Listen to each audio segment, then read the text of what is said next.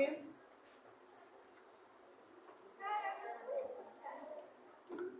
পৃষ্ঠার অঙ্কটা করছিলেন না?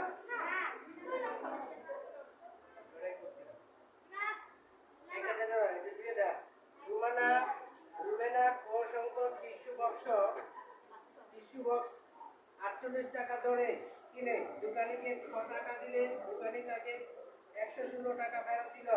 তাহলে এটা কিভাবে সমাধান করতে হবে? রুমেনা ক টাকার টিস্যু বক্স কিনছে কয়টা? 48। ক সংখ্যক। একটা বাক্সের দাম কত? একটা বক্সের দাম 48 টাকা। এভাবে ক সংখ্যক বাক্স কিনছে নাকি? অঙ্কটা কিভাবে করতে হবে? ক সংখ্যক বাক্স, একটা বাক্সের দাম 48 টাকা। একটা বাক্সের দাম 48 টাকা। এইভাবে কয়টা বাক্স কিনছে? ক সংখ্যক। কয়টা তো জানি না, এদিকে দেখাও। বলো দিতো। জানি না। এইবার সে দোকানিকে দিছে কত টাকা? 6 টাকা। দোকানিকে দিছে কত টাকা? 6 টাকা। 6 টাকা দিয়ে আবার ফেরত নিছে। 6 টাকা দিছে, যে দোকানিকে দিয়া আবার কি করলো? ফেরত নিল কত টাকা?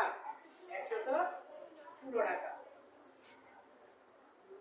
এখন এই সমাধানটা গাণিতিক বাক্যে হয়ে গেছে। এক নম্বরের অঙ্ক শেষ।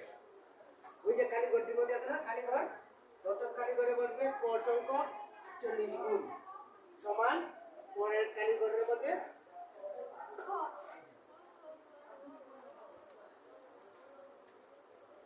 সমাধান করে নাও।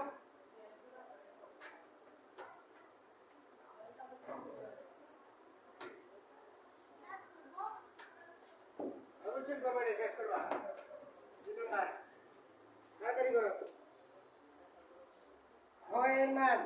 খ এর মান 5 হলে খ এর মানগুলো নির্ণয় করো। 2 নম্বরে বলছে কি? ক এর মান 5। ক সমান 5 হলে